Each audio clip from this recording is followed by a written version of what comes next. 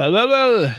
Good morning, everybody, or whatever daytime you are happening to be when you're watching us. This is the regular takeover of the Space Junkie team. This is Sabi. Hi, and I've got David here with me. Hi, David. Hello everyone. Yeah, we are so back again, but still it's Monday, then it's our regular time to have a pretty good 1 hour talk about some topics. And hopefully you can hear us both. Yes, you can hear us both. Indeed. All right. Hope you're doing well. Usually in these shows, we are bringing you all kinds of news or just certain topics to talk about. Not necessarily brand new stuff. Sometimes we like to look back into the past. In this show, we're gonna cover some of those areas as well, but very quickly. So we're gonna talk about Starship a little bit, and then we're gonna turn our attention to the Vast company, the company called Vast, because they are building their new space station, and next year, early next year, hopefully, it will be going to the space with the Falcon 9 rockets. So we're gonna cover that one, and then we're gonna bring some news about a lost and found Soviet space shuttle. This is We're gonna cover that later on, and then at the end we're gonna talk about the HTVX um, cargo spacecraft that is en route to the International Space Station. I'll give you some information about when to look at the sky because it's now trailing after the ISS, but everything at the right time. So let's just kick off with the Follow that Starship. car. Yeah. Like in the movies, follow that car. Yeah, follow that It's car. Yeah. You are the taxi driver and we give you the instruction. So, yeah. let's talk about this weird article that we don't know what's about, and we would like to know if you have any guess that what exactly that some of the talented photographers spotted right there. Can we show the photograph, please? And then we're gonna guess, but we know what this is not. Yeah, that's not a flying article, that's for sure. So it's a scrap nose cone. I mean, flight But article. Yeah. a flight article, yeah, but some of the people thought that it's related somehow to the HLS version of Starship because they're they seem like windows, but let me let uh let me argue with it a bit because rectangular windows are not the best solution on any airplanes which are flying. Yeah, the actually the aerospace industry is knowing this information since the Comet airplane, which were some troubles with it back to the 50s. So because of that, there are some cracks building up by the corners, and that's why they started to make round windows. So that's why it can't be a flying article. So or any test version Flight of the article. HLS. Yeah. So anyway, it's a scrap. Maybe they tested some new welding options or welding I don't know, Methods. ways or methods. So that's for sure it's a scrap. And Yeah, yeah. I think the idea is coming from these renders because if you see here, and this is all related to SpaceX, what they shared at the beginning of their sort of career is that these are pretty much rectangular, no matter how we see. So you see on this one as well. So I think But the that's why. corners are rounded, so it's not Yeah, exactly rectangular. yeah, but still, when you just look at it, it looks rectangular. So Yeah, at I'm first just sight, yeah, the first sight, and yeah, I'm just that's true. explaining the thought process why people assumed that this might be some Hmm. sort of window. And when they fit the windows, it doesn't. The window doesn't need to be like edgy. right? So that's why. But it's definitely not something that's related to Windows and test, and to the HLS, which is absolutely fair and square. Okay. Another stuff. I think we're gonna stay just for one more photo here at Starbase. There's some graffiti on the OLM. Some vandalism happened or not. Yeah, maybe there will be a graffiti competition at Starbase. Who knows? But yeah, not to junk it. So that's some signs that the OLM will be demolished pretty soon. So these are the markings where it will be cutted. Cut. Hmm. So cut. Yep. So because maybe that's the easiest, they will cut the upper section or the upper half. They will remove everything from inside, and they will just demolish the entire with the legs. I don't know what will be the exact way how to demolish this entire platform, but yeah, these are good indicators that the construction is pretty starting pretty soon. and and yeah, just And just one and sentence and about the and tank farm, mhm. that it started to the construction started with it. So some oxygen tank has not tanks, but pumps have been removed already, and there are some cranes already gathering around the OLM. So that's why the construction is pretty soon, right? Exactly at that way. Mhm. And then when So we are talking about platforms, we can turn our attention to Florida because it came out of the shade and finally it's gathering some suntan. yeah, so as we all the time say, there has to be a balance in the universe. So if there is a deconstruction, then it has to be a construction anywhere else. So actually, that's the 39A OLM, or orbital platform, better to say. So it's again a good indicator that it's coming out from the tent, and it looks pretty ready. So Hmm. its Yeah. rollout is pretty soon again. I would say imminent, so it can be in any days, and it will be a good phase, or a good sign that they are in this at this phase already. That they will put this entire or huge platform in on its legs, and they can finish up that pad like pad 2 at Starbase. So yeah, we will keeping an eye on it again. And once we are here at Florida, then there is a good other good construction area, which is the Giga Bay.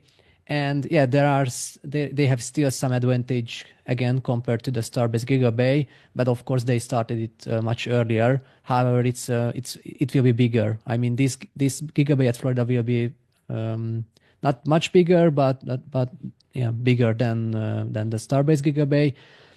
So yeah, the columns or this structure going up pretty fast. However, there are already still two tower cranes built instead of all four, but maybe there is a reason of that. So yeah, it's a good advantage that way, that at that area. Okay, but the big Okay. news Hmm? obviously is related to Sean Duffy, the current administrator, and he actually steering up the pot pretty much with his statements. And I think this is where we're gonna go with today's Starship topic. Because yeah, he did some crazy statements, and I love let's this just guy. He supports us with news every day or every week. oh, absolutely, absolutely, absolutely. You remember, this is the guy who said that NASA could send people, humans, to Mars in around 2031. Hopefully But not spent. but he did not explain exactly with what and how. But anyway, that's for another day. I think we covered that when Yeah. that was, yeah, when it was when he said that. But this time around, he had some interesting things to say. It's unbelievable. Yes.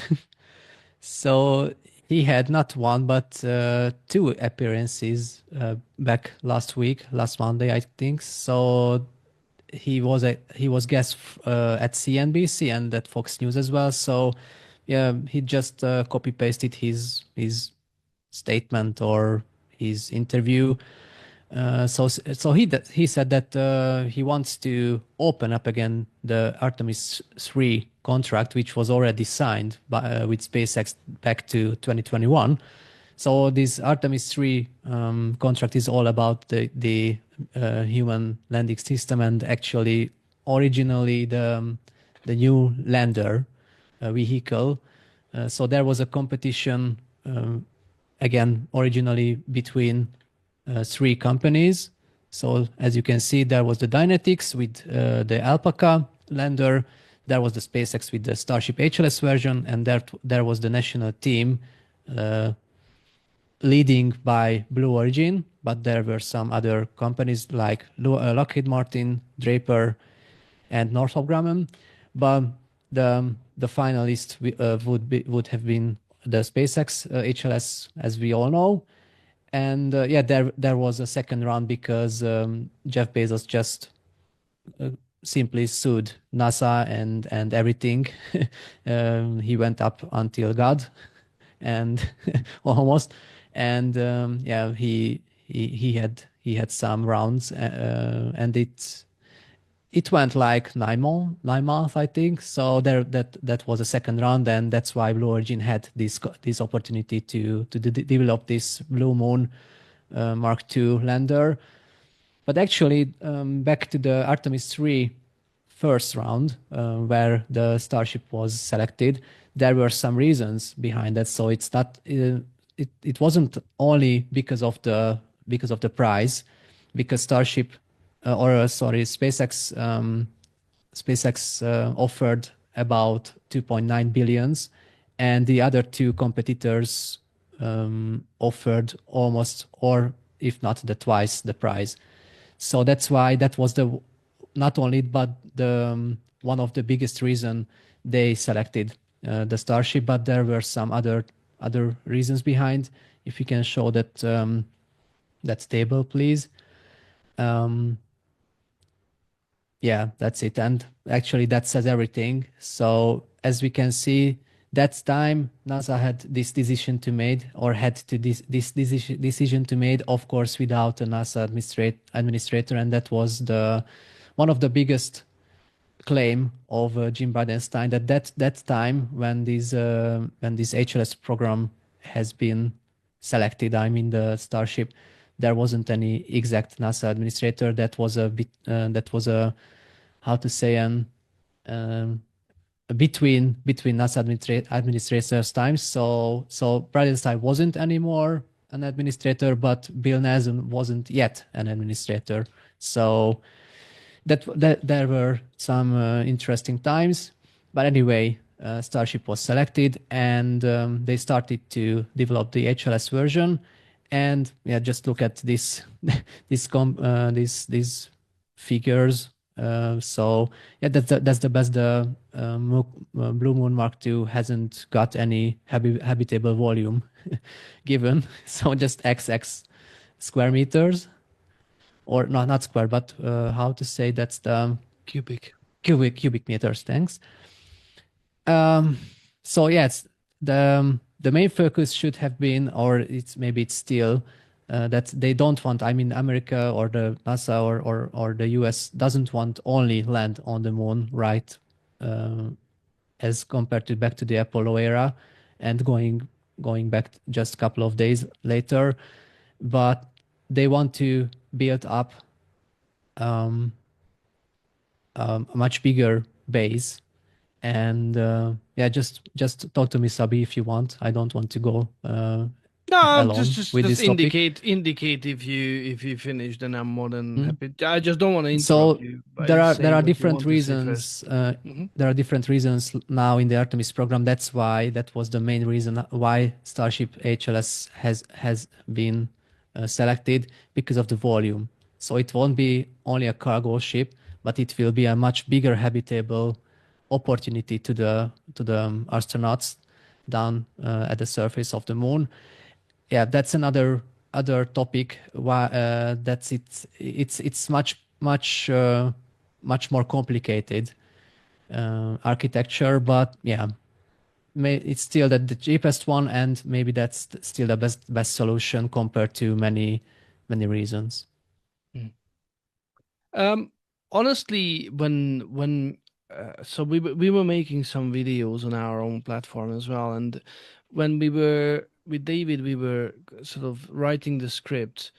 There are a couple of things that comes to your mind when you start summing what exactly America wants, because we were kind of happy um, when SpaceX was selected, and then the SLS Orion uh, pair would take humans to the moon, and then the HLS version will land them onto the surface of the moon. And that kind of it felt like a long-term plan. And then everybody was saying for years that China is coming, China is building a very tough and robust space program. And seemingly the US administrations or NASA, I would say Congress and the administrations, they did not pay too much of attention to China because eh. And then now that the threat of China landing on the moon first before the US, suddenly it overrides everything, and it seems like it's a full panic. And now uh, it feels like now that within NASA the priority is shifting, and long-term plan, yeah, cool, but we need to beat China by landing on the moon. And because of that, I can see that. I mean, that's the only explanation why I hear Duffy coming out and saying we need to find somebody who can land, and if it happens sooner than SpaceX, then let's go for it. But it sounds like money is not a problem. And I have a big problem with this because so far in the past almost a full year, we heard about the big beautiful bill, and the big beautiful bill is laying down a road where bunch of scientific missions are axed. Mhm. And it looks like if it go through the Congress, then so many from Earth observation, space observation, um, space telescopes, they just gonna go to the crapyard, right? Scrapyard, sorry. Scrap. Yeah. Yeah, crapyard is different. And then, and then basically now what I hear is, yes, we are saving money, but when it comes to saving our face and polishing our ego, let's pour any money that we have available to beat China. But that's not a long-term plan. That's not something that's nurturing a future base on the moon or Mars plans. But this is just like for the next few years. Let's just have something on our belt. We beat the Chinese just like we beaten the Soviets. And that's the only thing that matters. And then at the background, yeah, okay, we're preparing for the long term as well. But right now, this is the focus. And this is Mhm. where I'm getting a little bit frustrated with where the things are heading at NASA, and I'm not really Uh, happy about it.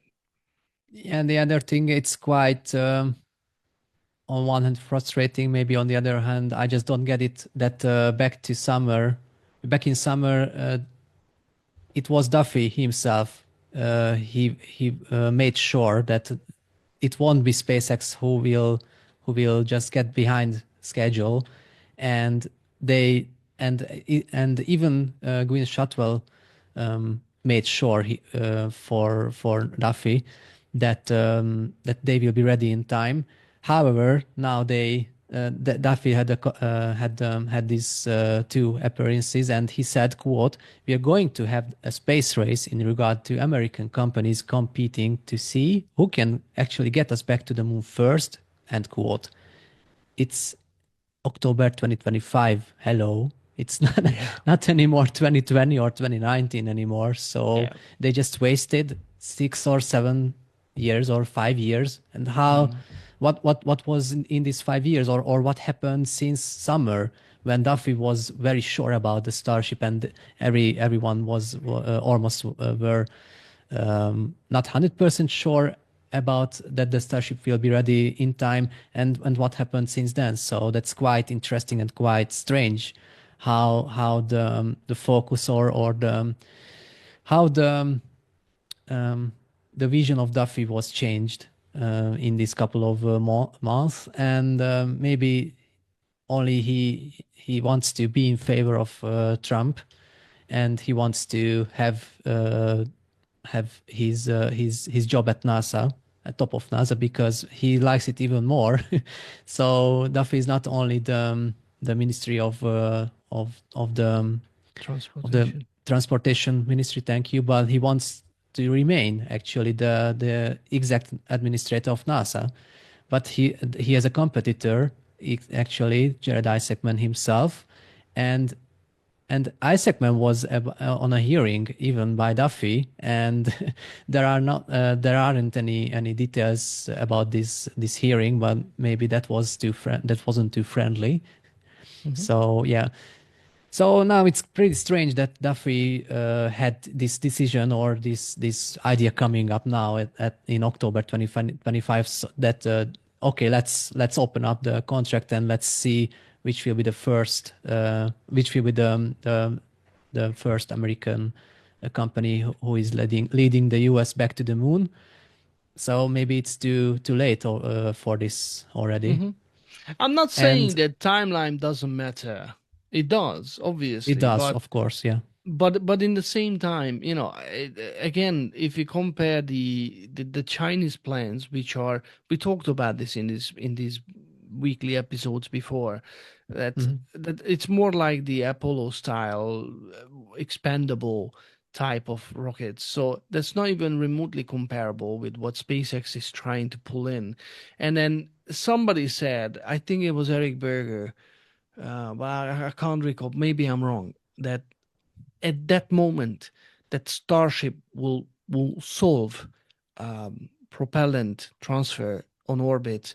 SLS will be obsolete, and and again, we just heard not too long ago that they are planning on having Artemis 5, Artemis 4, Artemis 5. So instead of scrapping the SLS, at the current form, which I mean, the programs and the missions are cool, but with the SLS rocket, and as soon as we have a functioning Starship, I'm sure they're gonna rethink the whole thing, because yes, it requires a good number of refueling launches, but if you compare how much that costs compared to a whole rocket, a whole SLS rocket and Orion spacecraft, we're talking about peanuts. This tiny, minuscule cost compared to a whole SLS rocket. So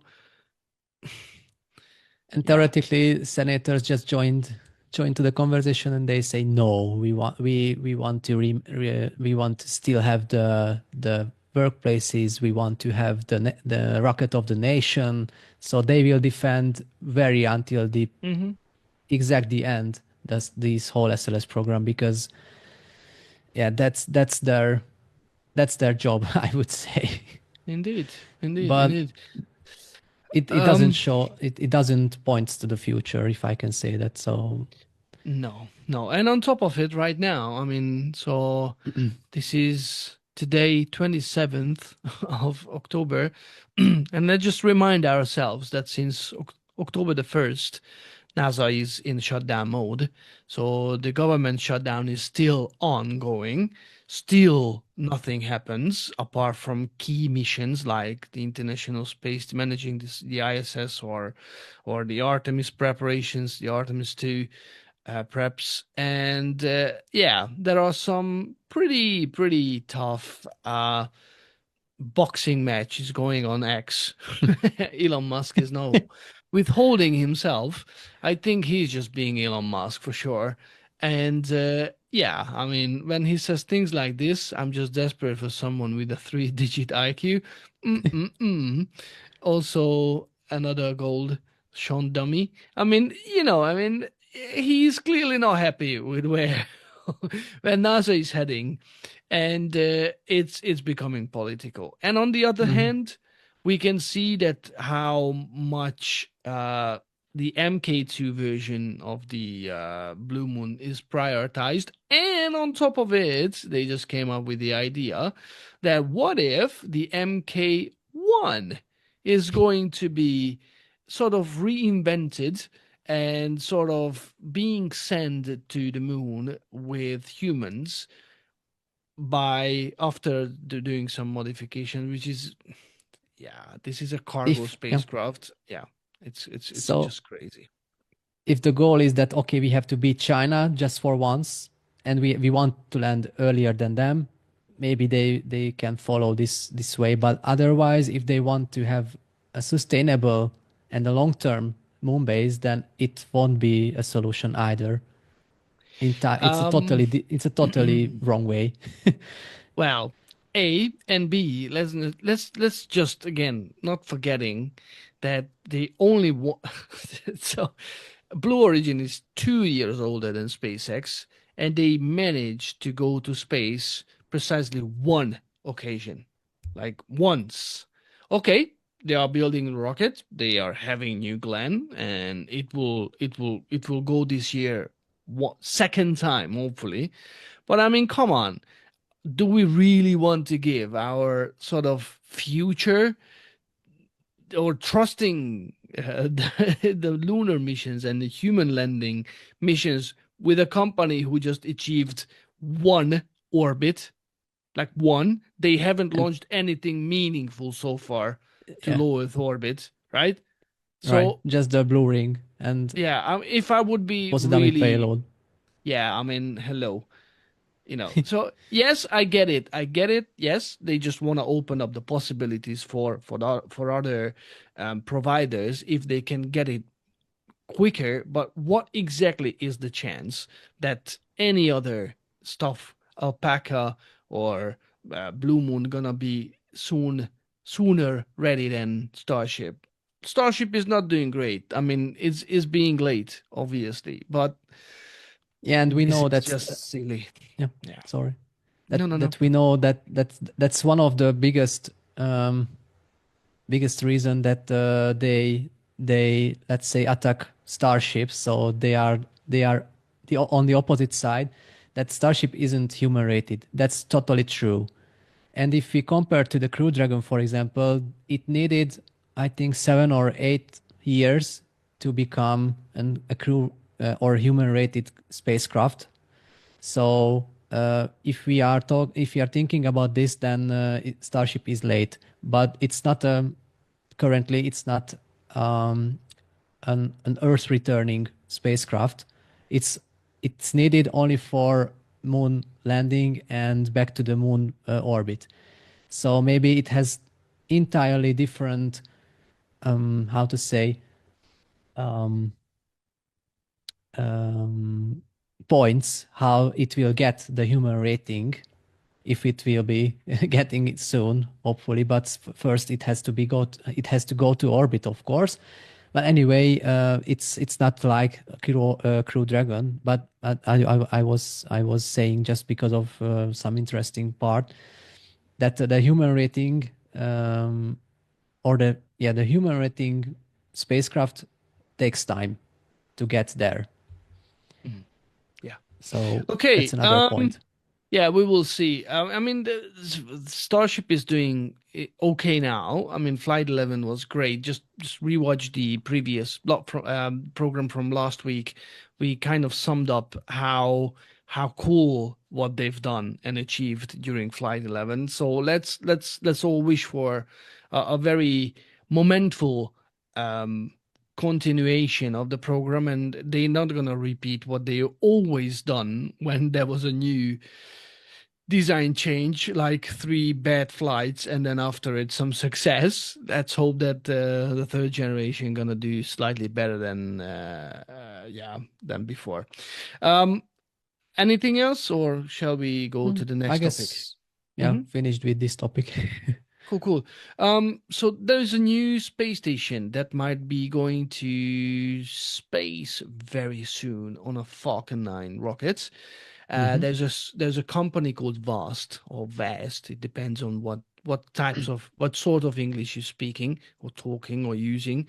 And this is going to be called Haven One, and this is the first generation of their space station. This is going to be one of the few companies, private companies, that's going to revolutionize low Earth orbits, sort of space stationing, if there's a word like that. But definitely there are a couple of companies that which are going to launch their own private space stations, and this is one of them, and this is their first generation. And I've got a cool photo with it being under the Falcon 9 hood. So hopefully, what's the timeline? I think next year, earliest Q2, right? Yeah, right, So no earlier than Q2 2026. right. That's the plan currently. Yeah, yeah. Very promising. And I can't wait to see it on orbit, honestly. Yeah, so WAST is moving quite good into the final stages of building this Haven 1 private space station, and they are competing with Axiom Space, for example. But yeah, hopefully you know that there are some differences between the two um, approach, if I can say that. So Axiom wants to attach first some modules to the ISS, then they will detach it when the ISS will be decommissioned. WAST with the Haven 1 and then later on with the Haven 2 wants to have from the first moment a totally different and single space station. So yeah, they are on a good way to be the first commercial company who is launching entirely new space station to orbit. So yeah, that will be only a one module space station, but it will be a good start and a good learning how to build and how to operate Mhm. a space station. But yeah, they have even bigger plans, and it's good because if a company doesn't have a plan, then why it's existing? So yeah, we keep an eye Before on you them. go, that so this is a render from Tony Baylor, Yeah, and he's doing amazing renders. I urge you to check out his X platform, and you can see how big related to the second stage of the Falcon 9 rocket. And this is gonna be, I think, the largest space vehicle ever launched by a Falcon 9 rocket, largest which and is heaviest. largest and heaviest. Yeah. So yeah, it's good to see that Falcon 9 is maxed out. So yeah, Absolutely. it's very cool. It's very cool. And as you can see, it's gonna be serviced by a Dragon spacecraft. So it's so enshrined within the SpaceX platform, rockets and spacecraft, that it's just compatible with it. So it's good to see the sort of harmonic co-work between private companies. Hmm. And yeah, it's, I mean, what an age we are living in, really. Yeah, and Yeah. sorry. And then you were saying that they're gonna have a second gen. Right. So of course it will be launched by with Starship one day. So it will be a much larger space station with much larger modules. But yeah, it's middle term. So I guess they will be lucky if they will manage it still in this decade. But if don't, then what's then it's nothing problem with it. So yeah, they have to start learning, as I said, how to launch and how to operate a space station, because it's a totally new world for these companies. So yeah, yeah, we will keep an eye on it, and it's a good thing that they are cooperating pretty much with SpaceX. So as we have seen on this graphic, that they won't only launch with the Falcon 9, but it will be supported by Crew Dragon later on. And then again, with the Haven 2 Starship launch and maybe Starship supports, but maybe it will be a bit overkill, but who knows? But yeah, if the first commercial space station will be launched, that will be, I guess, a game changer day, and In the the meantime, new era beginning. you good? In the Yeah, meantime, I just that's don't want to interrupt you.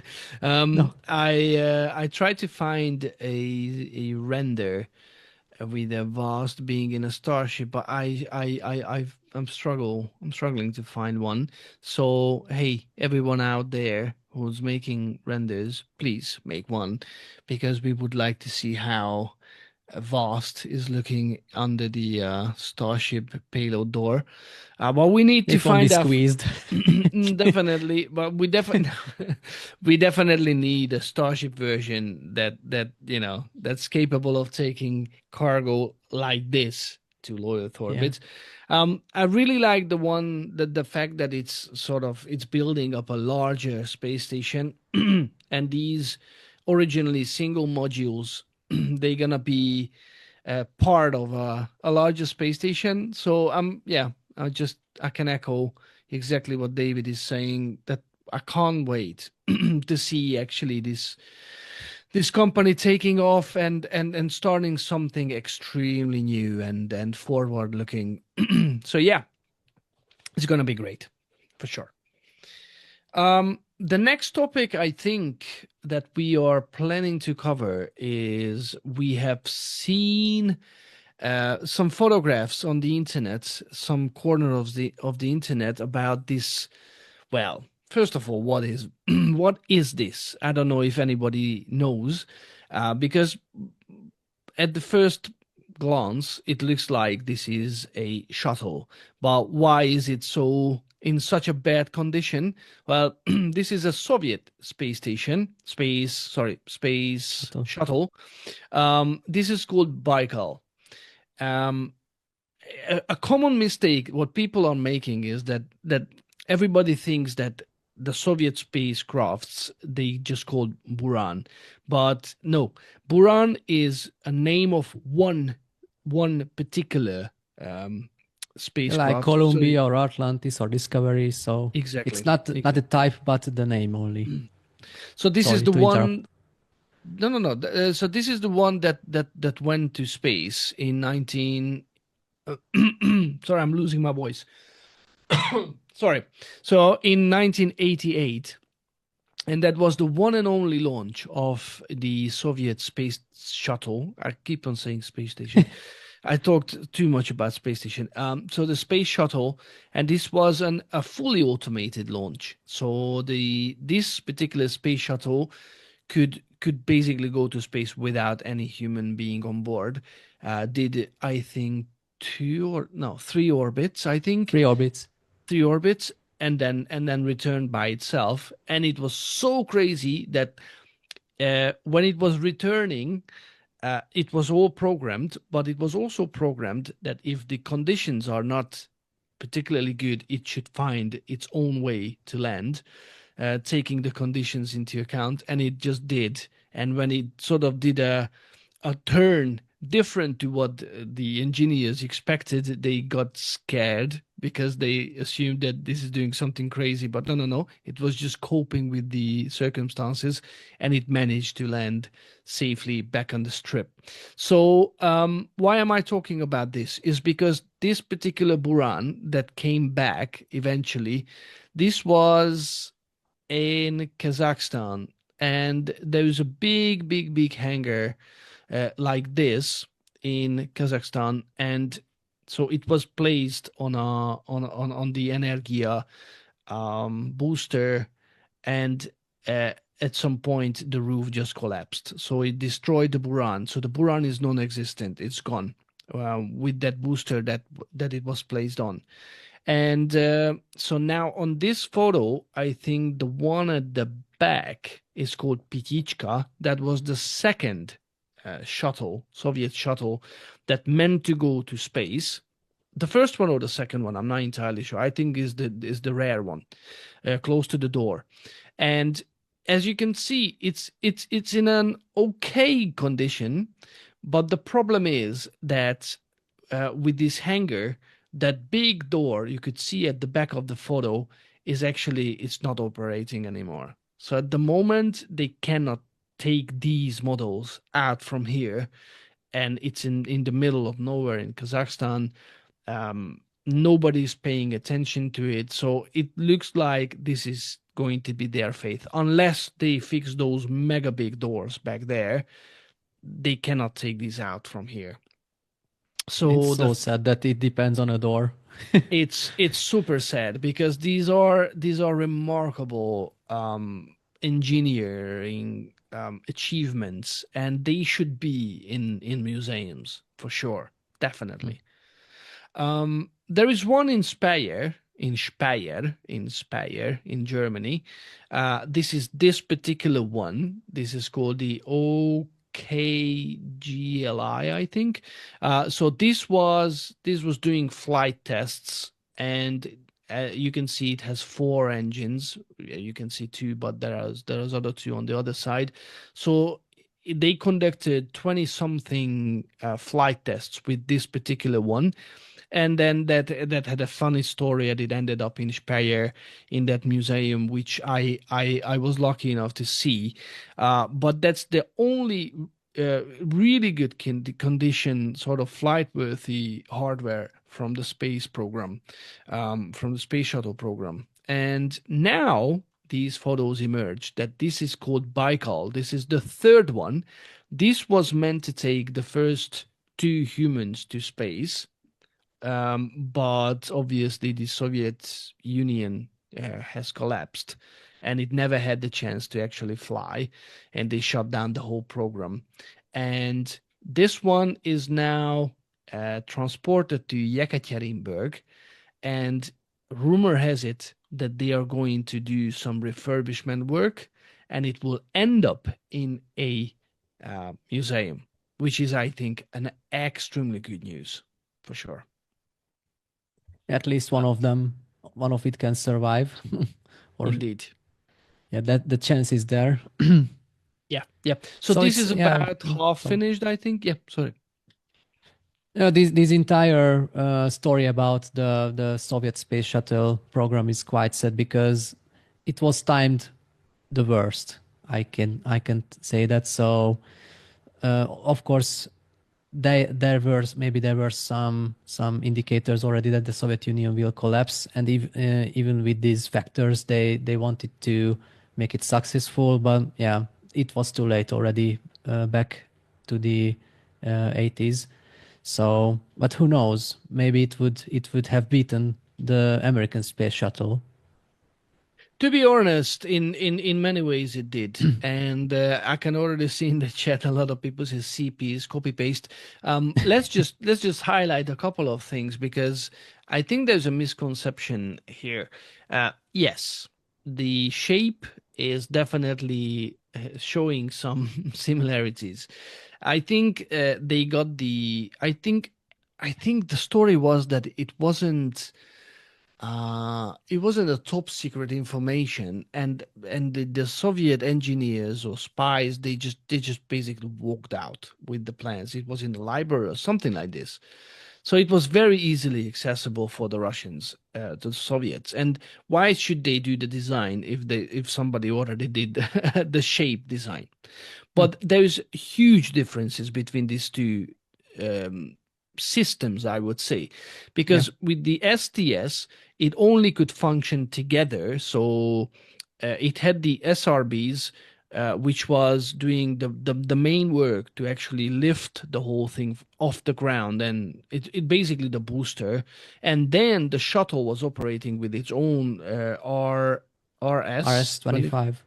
25s, and it propelled itself all the way to space. But up after that, it never used its three engines again.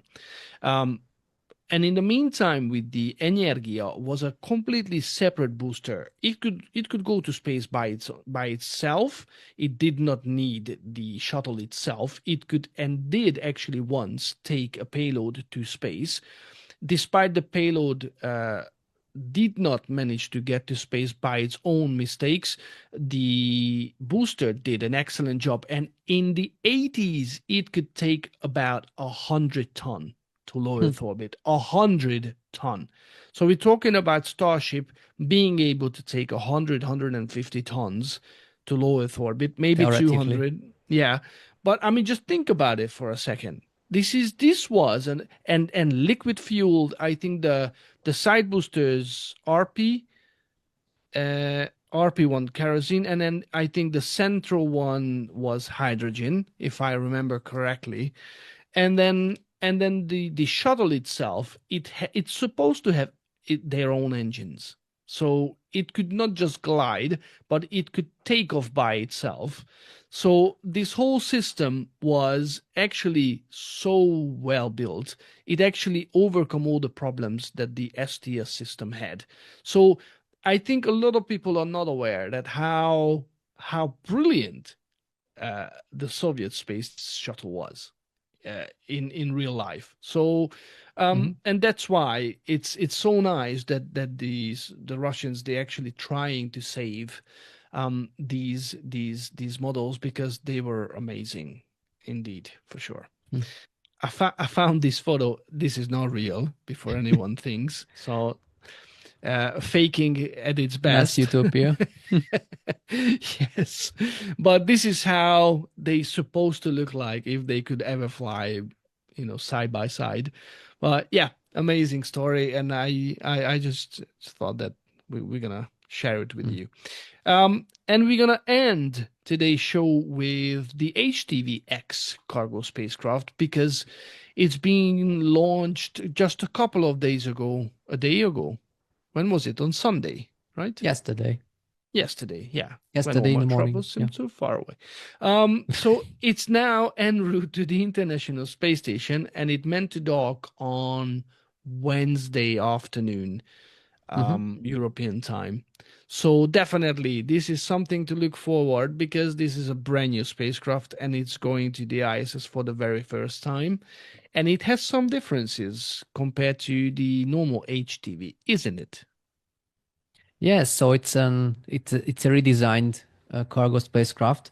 So of course the base it's still the HTV. That's why it has the name still the HTVX. But there are some differences between the two spacecrafts. One, much more efficient and cost reduced compared to HTV. And for example, this HTVX supports, it can support late cargo loading. That means it can be loaded only 24 hours prior to launch. And it's quite good compared again to the HTV, which was about 80 hours maximum to be loaded. And it can be important in some very sensitive payloads, for example. Then HTVX includes higher power for the payloads. That means it has a much more effective solar arrays, and which is maybe the biggest difference between the two spacecraft. Then that the HTVX can serve even after the attachment from the space station. You said that all of that space station and that says spacecraft.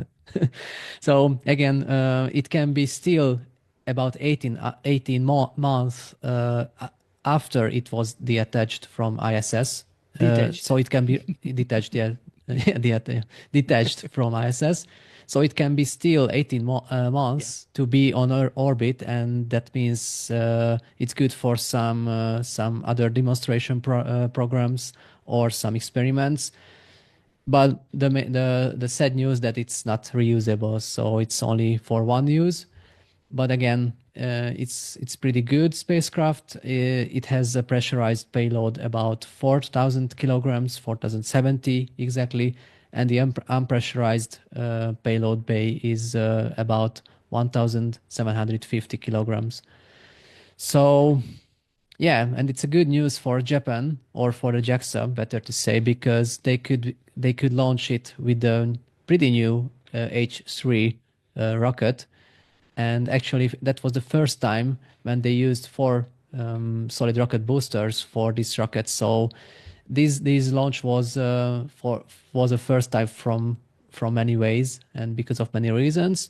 So it's a good way and a good thing that the ISS has now 4 different types of spacecraft. So the Cargo Dragon, the the Cygnus XL, of course, the Progress from the Russians, and now the Japanese HTVX. Mhm. Yeah, and one more thing to add is that there are some plans that it will serve the lunar gateway as well at some point, if there will be a If. lunar gateway. And Indeed. it's a big if. It's a big if, yeah, indeed. It's a biggie one. Yeah, okay. So definitely watch the live coverage. I think it's from 4 o'clock. Definitely on JAXA, so the Japanese Space Agency's own YouTube channel. And hopefully NASA will cover it at some point. But because of the shutdown, we don't know exactly what's going on or what they are broadcasting. But yeah, we will see. Just one more comment I need to highlight before we go is so funny, but I lost it. Somebody was saying that how weird. Yeah, opinion downloading said shuttle gets a tiny chip on its heat shield. May as well tell the layer to send out the wheel. Okay, Starship loses 20% of its heat shield. And it is a flash one. Sorry. Okay. Anyway, I think the meaning of it is that definitely uh, Starship is so much more tougher. We could see how they removed some of the tiles, and it just comes back like hello. Maybe some leaks here and there, but definitely not on the scale like the shuttle. So yeah, it's a very robust design. So we are looking forward seeing it on a normal regular basis. All right. We will be back next week. I don't know if anything else, David. No, just we are looking forward to have your comments at the comment section that NASA delays SpaceX or SpaceX delays NASA. It's a big debate now, but it's up to you, and we are curious on your thoughts. So feel free to comment, and yeah, that's it, I think. Of course, if you like what we do, just smash the like button. Subscribe to What About It? Tuesdays and Fridays, they have the regular episodes. So definitely tune on to those because that's one of the, if not the best source of space news. And of course, 24/7 live stream and What About It Plus channel is the one place you need to subscribe. So we come back next week. Up until then, have a lovely week and enjoy the rest of the week. Have a good day. Take care, guys. Bye bye. Well said. Keep and yeah, take care, and we see you next time. Bye bye.